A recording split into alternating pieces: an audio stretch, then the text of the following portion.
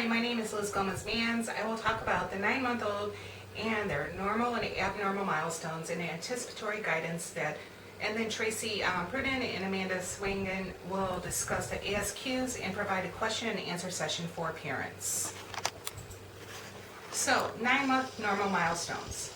Some social and emotional normal milestones include the child may be afraid of strangers, they may be clingy with familiar adults, they may have a favorite toy or toys. They use basic gestures such as holding arms out to be picked up or waving bye-bye. They look for dropped objects. They play games like peekaboo and patty cake. They turn consistently when name is called. They watch the path of something that falls or the ball rolling back and forth. They look for things they see you hide. They put things in their mouth. They move through things smoothly from one hand to the other. They pick up things like cereal O's between the thumb and index fingers. Some gross motor skills that they have is that they stand and hold on to something. They get into a sitting position. They sit without support. They crawl everywhere on hands and knees. And they pull themselves to a standing position, and they can transition well between sitting and lying. They have verbal language at this point. They can look around when you say things like, "Where's your bottle?" or "Where's your blanket?" They copy sounds that you make. They understand the word no. They make different sounds like mama, dada, or baba, and they use their fingers to point. Some fine motor skills that they have is that they pick up food and eat it. They can pick up small objects with 3 fingers and a thumb. They let go of objects intentionally, and they bang objects together. So what is abnormal in a 9-month-old? When the child doesn't bear weight on legs with support, they won't sit with help, they can't babble words such as mama, dada, or baba, they don't play any games such as back and forth or peekaboo. They don't respond to their own name, they don't seem to recognize familiar people, they don't look where you point, they don't transfer toys from one hand to the other. So what can you as a parent or caregiver do for the 9-month-old? You can pay attention to the way they react to new situations and people. You can try to do things that make the child happy and comfortable. And you can continue with routines. It is essential and crucial at this time. You can play games with your child such as "It is my turn" or "It is your turn." Say what you think your baby is feeling. Example, tell your child, "You are so sad, let's see what we can do to make you feel better." Describe what your baby is looking at. Example, "That is a red round ball." Talk about what your baby wants when they point at something. Copy your baby's sounds and words. Ask for behaviors that you want. Example, instead of saying "don't stand," say "it's time to sit." Teach the cause and effect by rolling balls back and forth or pushing car toys and trucks or putting blocks in and out of a container.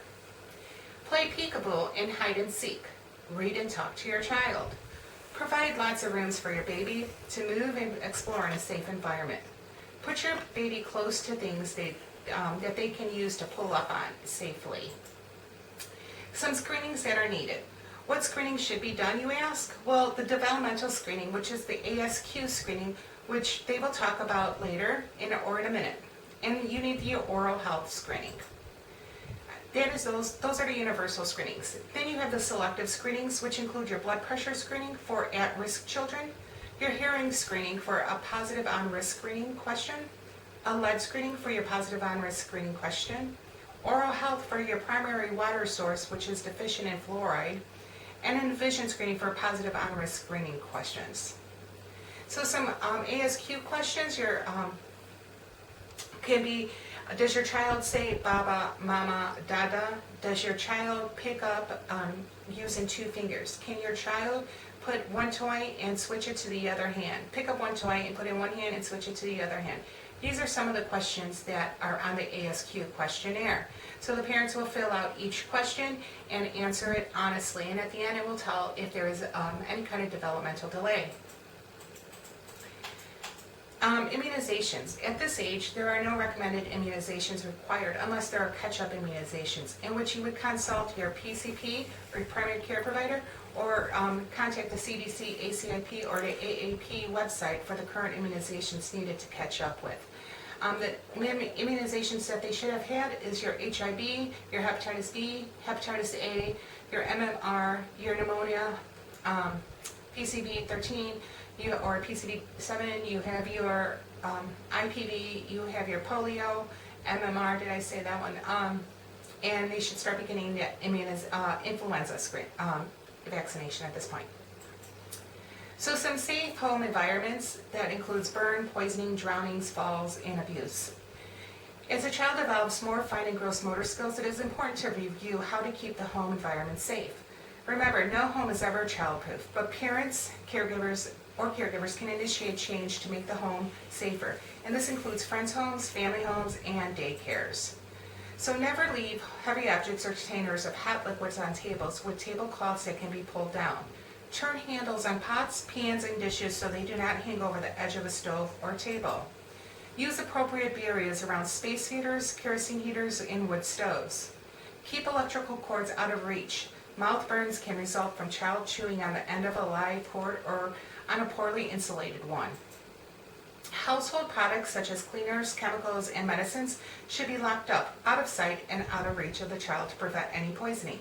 Make sure there is no access for the child to obtain paint chip or chewable surfaces in a home that was built before 1978 because it may contain lead-based paint. Make sure you have the number to poison control or poison helpline that is posted in the house. It should be in your cell phone and by any phone that is in the house. And that number is 1-800-222-1222. Do not allow the child to be in the kitchen while you are cooking, unable to pay full attention, or eating. So have them in the play yard, crib, tucked in a high chair, or stationary activity center. Watch your child closely and constantly when there is water near. They can drown even in a few inches of water, including play pools, buckets, toilets, and bathtubs. Do not let young siblings watch the child in a bathtub, house, yard, or playground. You want to empty all your buckets, small pools, and tubs immediately after use. Keep furniture away from windows to prevent the child from falling out of the window. Use safety straps to secure dressers, floor lamps, bookshelves, and other tall furniture, including TVs, to prevent them from falling on top of the child when they are learning to stand and climb.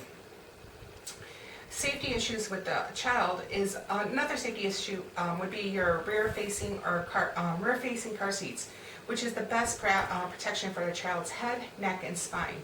Death and spinal injuries are less likely for infants and young children who are rear-facing in the back seat. The child should be rear-facing to the highest weight or highest height allowed for rear-facing by the manufacturer, which is about the age of 2.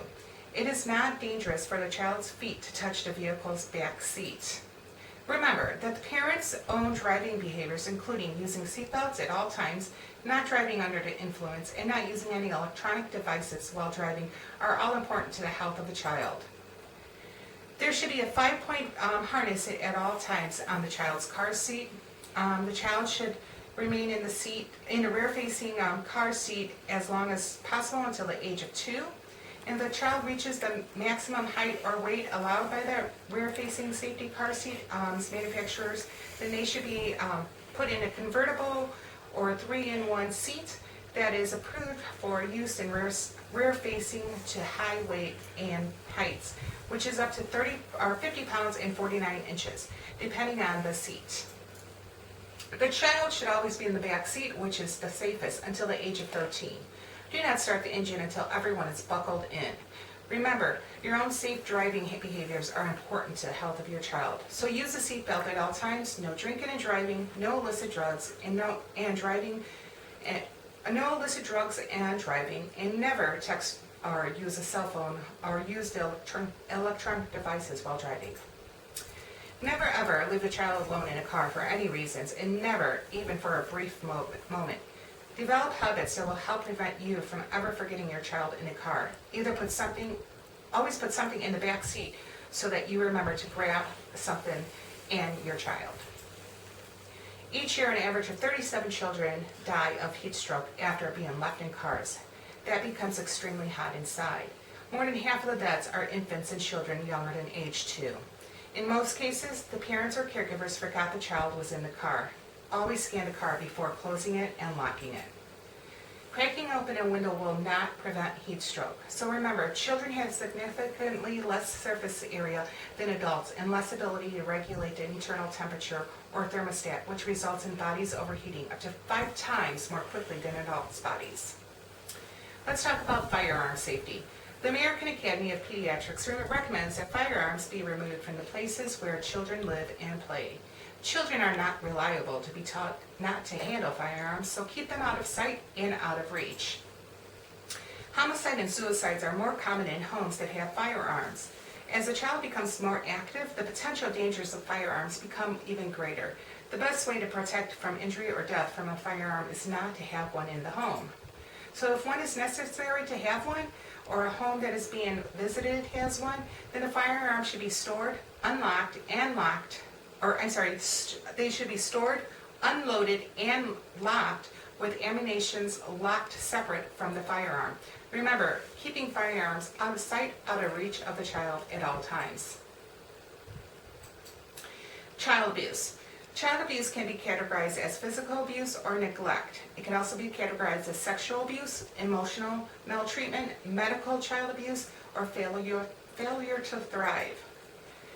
Some injuries you may see would be bruises, burns, fractures, bites, lacerations, internal hemorrhage, ruptures, or injuries that are not consistent with the story or not explained by the history. So primary injuries in abuse is head injuries, and secondary injuries are usually beatings or kickings. Some primary contributors in neglect is drownings, secondary contributors in neglect is asphyxia, and tertiary is MVAs. 1/3 of children affected by child abuse are under the age of 1. So what do you do if you expect child abuse? You want to consult with a specialist, but as a provider, if you suspect child abuse, you are required to contact the appropriate State Department of Child Services. For Indiana, the hotline number is 1-800-800-5556. How can you prevent abuse? Talk about the specific stressors in your life: unemployment, single parent, mental health, social isolation, and domestic abuse. Offer guidance and pearls surrounding handling situations such as potty training, colic, and tantrums. Identify available support systems. That is all I have, so thank you, and I hope this was informative. Next is questions and answers with Tracey and Amanda.